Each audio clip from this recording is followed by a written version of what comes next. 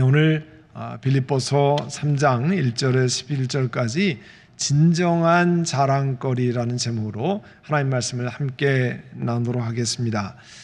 얼마 전에 2020 도쿄 올림픽이 끝났는데요. 제가 버지니아에서 목회할 때 아틀란타에서 올림픽이 열린 때가 있었습니다.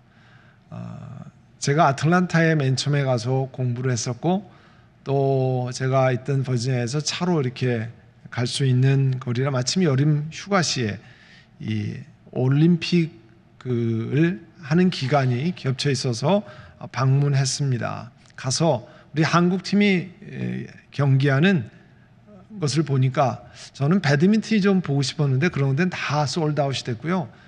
표가 많이 하는 것 가운데 들어갈 수 있는, 한국 팀이 응원할 수 있는 경기 가운데 하나가 필드 하키였어요. 필드 하키에 들어갔는데 깜짝 놀랐습니다. 왜냐하면 온 스테디움이요 오렌지색으로 꽉 차 있어요. 모든 스테디움이 오렌지색 티샷을 입은 사람들로 꽉 차 있었습니다.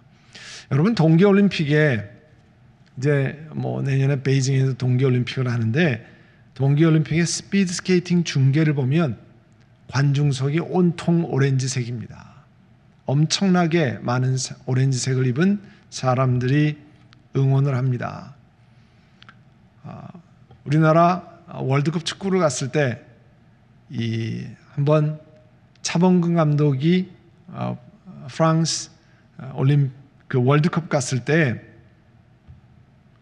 5만 명의 관중이 전부 오렌지색을 입고 응원한 적이 있습니다. 그날 우리는 5대 0으로 치욕적인 패배를 했습니다. 소위 오렌지 군단이라고 하는 나라, 그 나라가 유럽에서 그렇게 크지 않은 네덜란드입니다. 네덜란드가 자랑하는 열심히 하는 운동이 바로 필드 하키, 스피드 스케이팅, 그리고 축구예요. 그 나라 사람이 너무나 자랑스럽게 생각해 세계 어디에서든지 그 필드 하키 경기나 스피드 스케이팅 축구팀이 하면 대륙을 불문하고 응원 원정을 가는 그런 오렌지 군단, 네덜란드 국민의 열성적인 응원이 있습니다. 네덜란드는 인구 1,700만 명밖에 안 되는 크지 않은 나라입니다. 우리나라 인구의 3분의 1밖에 안 돼요. 그런데 스피드 스케이팅 같은 거는 금메달을 휩습니다. 그리고 필드 하키도 여자 남자가 세계 탑 1, 2, 3등을 주로 하는 그런 나라고요. 또 축구도 마찬가지죠. 그래서 누가 이런 표현을 썼습니다. 오렌지가 나지 않는 나라의 오렌지 군단이라고. 오렌지가 캘리포니아가 아니잖아요. 그런데 오렌지색을 입는다. 왜 그러냐면 이렇게 오렌지색을 입는 것은요, 16세기에 네덜란드의 한 인물이 있습니다. 당시 16세기에 스페인의 식민 지배를 받던 나라가 이 네덜란드였는데요.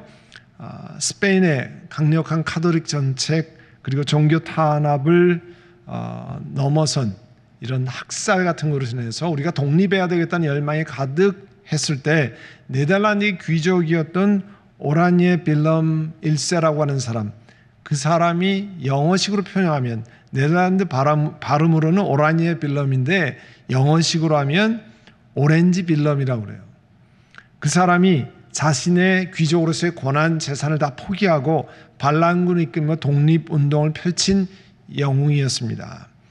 그가 마침내 네덜란드의 독립을 선언하고 나중에 쟁취를 했지만 그는 암살을 당했습니다. 그러나 네덜란드 사람에게 이 오라니에라고 하는, 오렌지라고 하는 사람은 네덜란드 자유의 수호자란 뜻입니다. 그래서 그 집안이 왕으로 내려오는 것을 네덜란드 사람이 전혀 반대하지 않고 오히려 찬성했고, 그리고 그 가문의 이름인 오라니에, 오렌지색을 기념하기 시작해서 전부 오렌지색을 입는 겁니다.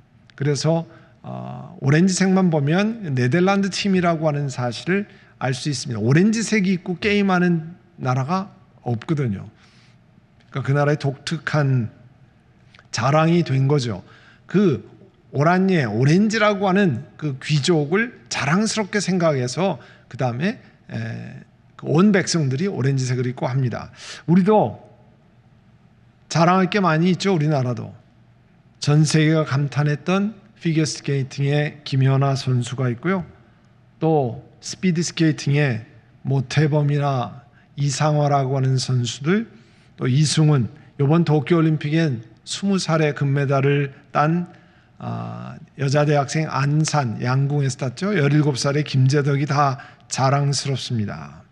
근데 저는 제가 개인적으로 육상을 했던 사람이라 이번에 올림픽에서 높이뛰기에서 우리나라 최초로 육상에서 최고의 성적을 거둔 사람이 있습니다. 메달은 못 땄지만 4등을 했어요. 올림픽에서 원래 교통사고 후유증으로 양발이 그 길이가 다르지만 우리가 짝발이라고 그러지만 남자 높이뛰기에서 2m 35를 넘어서 4등을 했던 육군 일병 우상혁 일병이 저는 개인적으로 참 자랑스럽습니다. 그 장대 같은 사람 속에서 우리나라 25살의 청년이 4등을 했다는 것 너무나 자랑스럽습니다. 제가 두바이에 그 선교 컨퍼런스에 갔더니 그 두바이 교회에서 1시간 반 떨어진 곳에 한국의 대학병원이 병원 운영 위탁을 받아서 그 나라의 병원을 다 운영을 했습니다. 그래서 거기에 행정요원들, 의사, 간호사들이 나와서 그 예배 1시간 반인데요. 거기에 예배도 드리고 구역 예배하면 같이 모인다고 그러더라고요. 두바이 북쪽으로 1시간 반 쪽으로 정도 떨어져 있는 쉐이크 칼리파라고 하는 병원에 한국인 의사가 50명, 간호사가 70명, 행정요원까지 합쳐서 180명이 근무합니다.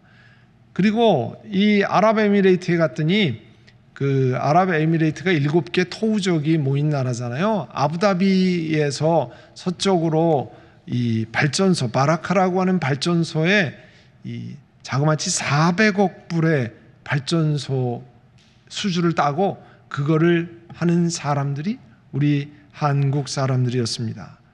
원자력 발전소의 건설 실력이 그걸 보고 그분들의 이야기를 듣고 저도 너무나 자랑스럽습니다.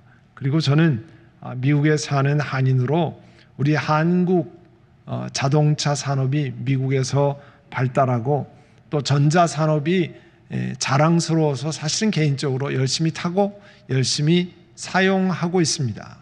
그것이 자랑스럽기 때문에 저도 86년에 미국에 와서 전부 옛날에는 타이완제 혹은 미제가 다 좋은 거였는데 지금은 고급 제품에 우리 한국 제품이 너무나 많은 것을 보고 너무 감사하고 자랑스러워서 열심히 씁니다. 여러분 이처럼 나라와 민족을 막론하고요. 사람들은 누구든지 남들에게 자랑할 거리를 찾느라고 야단입니다. 각 나라마다 각 민족마다 혹은 각 가정마다 우리가 얼마나 자랑스러운 민족인지 우리가 얼마나 자랑스러운 나라인지 얼마나 자랑스러운 가족인지를 전부 내보이기 위해서 애를 씁니다.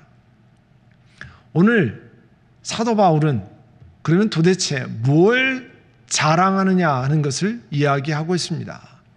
1절에 보시면 끝으로 나의 형제자매 여러분 주 안에서 기뻐하십시오.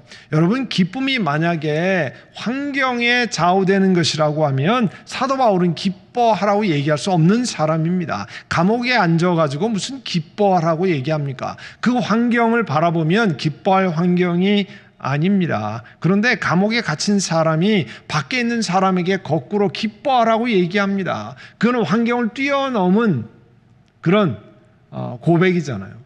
환경을 바라보면 기뻐할 수 없죠. 한탄하고 요구라든지 뭐 그렇게 해야 될 것 아닙니까?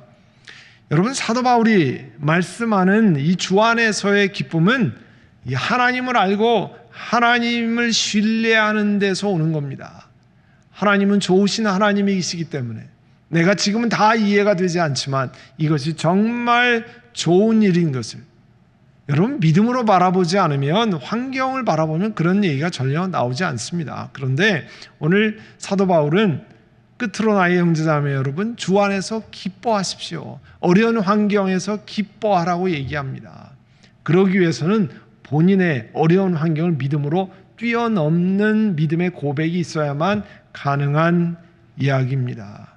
극심한 어려움 속에서도 깊은 고난 속에서도 하나님을 아는 것, 하나님을 신뢰하는 것이 참으로 기쁘기 때문에 그가 기뻐하라고 얘기하는 겁니다. 1절에 계속 말하잖아요. 내가 같은 말을 되풀이해서 쓰는 것이, 기뻐하라고 되풀이해서 쓰는 것이 나에게는 번거롭지도 않고 여러분에게도 안전합니다. 제가 신학교에서 공부할 때요, 그 대선배 목사님이 신학교에 오셔서 이런 얘기 하셨어요. 한 교회를 오랫동안 목회하는 담임 목사의 최대 고민은 무엇인가 여러분 아십니까? 그렇게 이제 신학생들에게 물었어요. 한 교회를 오랫동안 다ним하는 목회자는 설교 시간마다 똑같은 청중에게 어떻게 도대체 다른 설교를 해야 하는가, 그게 최대의 고민이라는 거예요. 그게요, 저도 목회 시간이 오래되니까 그런 것들을 점점 그 목사님이 이런 거를 말씀하시는구나 하는 생각을 하게 됩니다. 그런데 그분이 뭐라고 얘기하냐면, 내가 오랫동안 목회를 하면서 또 한 교회에서 오래 목회하면서 하나님이 주신 깨달음이 있다는 거예요. 우리는 다 전부 무슨 비법을 하고 전부 귀를 쫑긋하고 이렇게 들었는데요. 그 목사의 말씀이 이래요. 한국 사람이 늘 밥을 먹지만 내일 아침에도 밥을 먹고 내일 점심에도 밥을 먹고 내일 저녁에도 밥을 먹는다는 사실에 해결의 열쇠가 있다는 거예요. 왜냐하면 점심에 밥 주고 저녁에 밥 줬다고 그래서 밥을 또 주냐고 얘기하는 사람이 없다는 거죠. 왜냐하면 기본은 똑같다는 거예요. 중요한 기본은 똑같다는 거예요. 그 기본인 밥을 먹으면서 필요한 영양 보충을 늘 한국 사람이 하면서 일생을 살아간다는 거죠. 그래서 설교자도 기본적인 것을 늘 같은 설교를 해도 하나님이 주시는 성령의 영양가가 있기 때문에 그거를 기억하고 설교를 해야 그 어려움을 극복할 수 있다는 얘기를 했는데요. 그 기억이 납니다.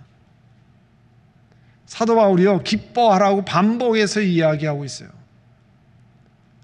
오늘 듣고 내일 새벽 기도 때 또 듣고 주일날 또 들어도 그것이 우리 영혼에 유익한 말씀이라는 거예요. 오늘 여러분 식사하신다고 그래서 내일 아침에 식사 굶는 건 아니잖아요. 내일 점심에 또 드시고 내일 저녁에도 또 드십니다. 그래도 다 우리에게 살이 되고 피가 됩니다. 우리 영혼 가운데 오늘 사도 바울이 얘기하는 이 믿음으로 기뻐하라고 하는 고백이 우리 영혼을 살린다는 거예요. 대신에 빌립보 교인들에게, 여러분 이런 상황에서 하나님을 의지하고 기뻐하지만 이런 것은 조심하십시오, 그런 얘기를 2절부터 하는데요. 2절에 뭐라고 말씀합니까? 개들을 조심하십시오. 그 동네에 개가 많은가? 그런 개가 아니죠. 우리가 말하는 악한 일꾼들을 조심하십시오. 다른 말로 표현한 거죠. 악한 일꾼들을 조심하십시오. 그를 이제 비꼬는 말로 개들을 조심하십시오. 살을 잘라내는 할례를 주장하는 자들을 조심하십시오. 잘못된 성경의 가르침을 왜곡해서 잘못된 것을 전하는 사람들을 가르쳐서 개들이라고 표현했습니다. 그리고 악한 일꾼들이라고 표현했어요. 왜냐하면 올바른 길을 가는 사람을 잡아서 잘못된 길로 가게 만들기 때문에 악한 일꾼들이라고 표현했습니다. 왜냐하면 어떤 유대인들이 예수님 믿는 믿음만 필요한 게 아니라 거기에 유대인처럼 할례를 받아야 된다, 뭐 이렇게 얘기했거든요. 그런 것을 이제 주다이저, 유대 사람처럼 살아야 구원받는다, 그걸 유대주의자, 주다이저라 이렇게 표현하는데요. 할례를 행하는 것이 구원의 조건이라고 가르쳤습니다. 사도 바울은 예수님의 말씀을 전할 때 그렇게 가르친 적이 없거든요. 그런데 빌립보에 와가지고 그렇게 전하는 유대인들이 있었다는 거예요. 잘못된 가르침을 그들을 개라고 표현하고 그들을 악한 일꾼들로 표현했습니다. 그리고 단순히 할례만 받으면 구원받는 것 같이 잘못된 주장을 했다는 거예요. 이 문제에 관해서는 이미 사도행전에 말씀을 하고 있습니다. 사도행전 15장 2절 이하에 이제 안디옥 교회에서 질문이 생겼어요. 바로 이런 것처럼 예수를 믿어야만 구원받는데 예수만 믿어서 구원받느냐, 유대인의 율법을 지켜야 구원받지 않느냐, 이렇게 얘기하는 사람들이 있어서 그러면 우리 본부에 가서 물어보자. 우리는 잘 모르니까 본부에 가서 물어보자. 본부라는 표현은 그 당시에 예수님에게 직접 배웠던 들었던 사도들이 있는 예루살렘에 가서 물어봅시다. 그래서 사도행전 15장 2절에 보면 이 예수 믿고 복음대로 살면 구원 얻습니다 하는 바울과 바나바의 가르침에 반대하는 사람들이 있었어요. 그래서 안디옥 교회가 바울과 바나바 그리고 몇몇 신도들을 예루살렘에 보내서 사도들과 그 예루살렘 교회 지도자인 장로들을 만나게 했습니다. 그래서 이제 드디어 예루살렘에 왔어요. 예루살렘에 와가지고 그 예루살렘 교회 사도들 장로들의 환영을 받고 그 다음에 그 안디옥 지방에서 어떤 일이 벌어졌는지를 잘 설명했습니다. 설명한 다음에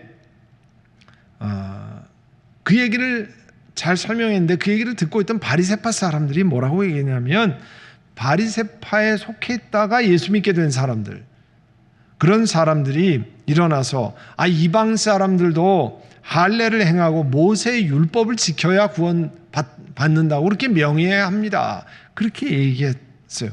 그러니까 안디옥 교회의 유대주의자와 똑같은 이야기를 한 거죠. 그래서 어떤 것이 옳은지 한참 논쟁을 한 다음에 사도 베드로가 일어나서 이렇게 증언을 했습니다. 뭐라고 증언했냐면 사도행전 15장 9절에 하나님께서 그 이방 사람들의 믿음을 보셔서 그들의 마음을 깨끗하게 하시고 우리와 그들 사이에 아무런 차별을 두지 않으셨습니다. 자, 민족적으로 우린 유대인이고 그 사람들은 유대인이 아니라고 그래도 예수 믿고 구원받는데 아무런 차별을 두지 않으셨습니다. 그렇게 베드로가 고백했어요.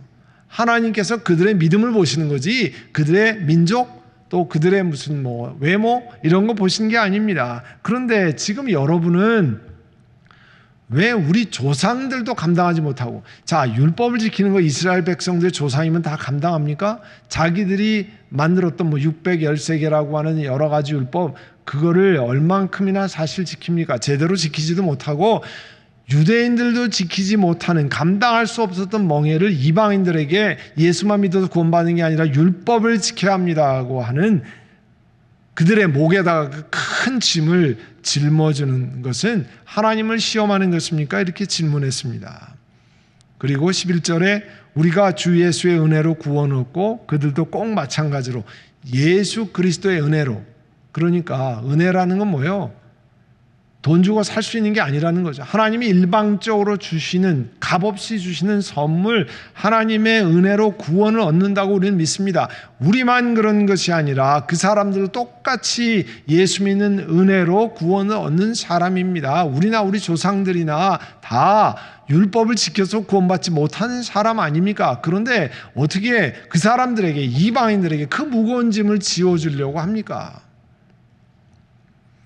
그래서 이제 그 예루살렘의 지도자들은 뭐라고 얘기했냐면, 이제 베드로가 이렇게 얘기하는, 내 판단으로는 하나님께로 돌아오는 이방 사람들을 괴롭히지 말고 그들에게 편지를 보내서 뭐라고 쓰냐면 우상에 바친 더러운 음식, 음행, 목매어 죽인 것, 피를 멀리하는 것 좋겠습니다. 그 외에는 예수 믿고 구원받는다는 거죠.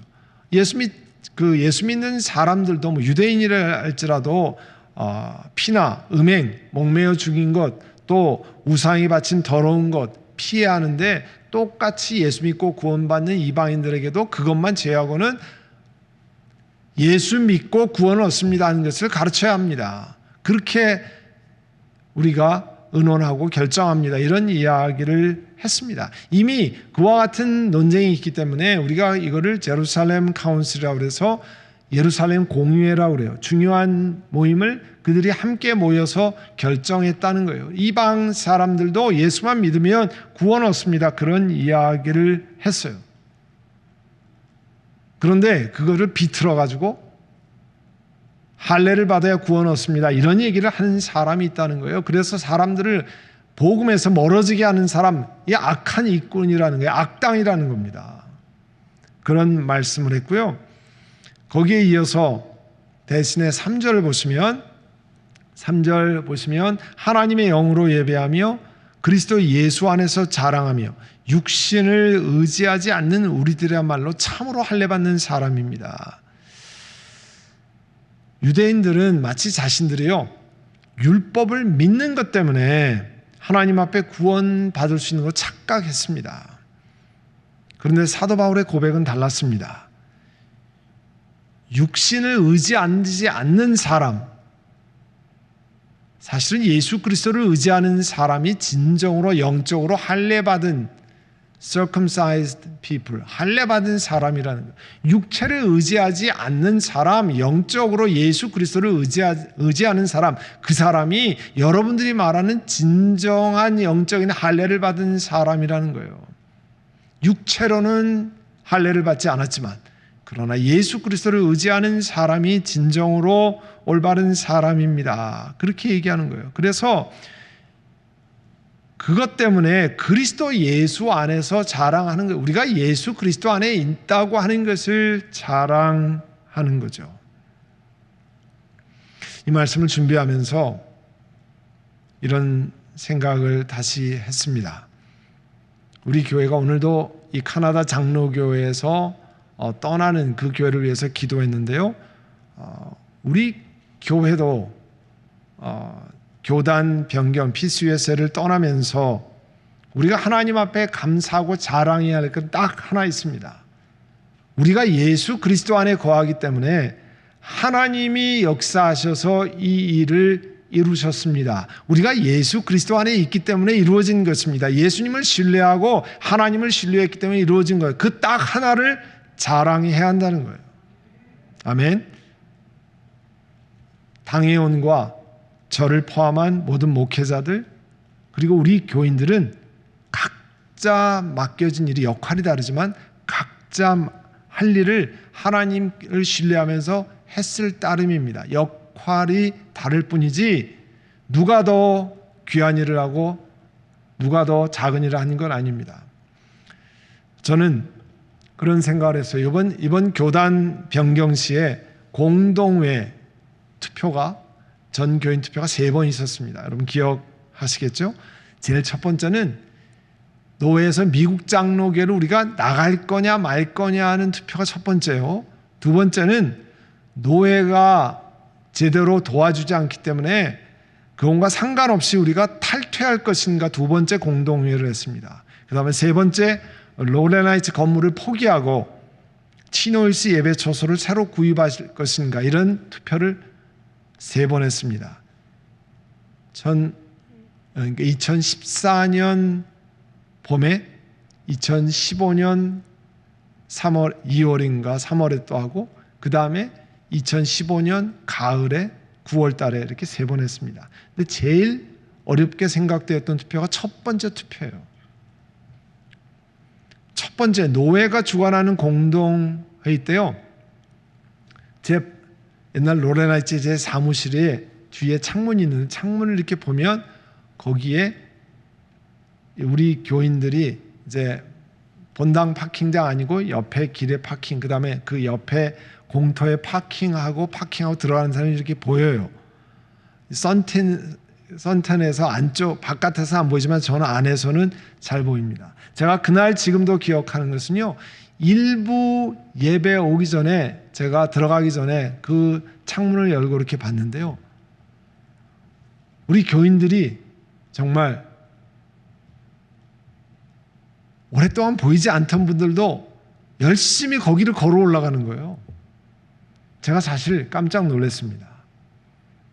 우리 교인들이 잘 안 보이는 것 같지만 그래도 본인이 하는 역할을 다 하기 위해서 그날 예배 참석하고 공동회에 참여하기 위해서 함께 하고 있구나.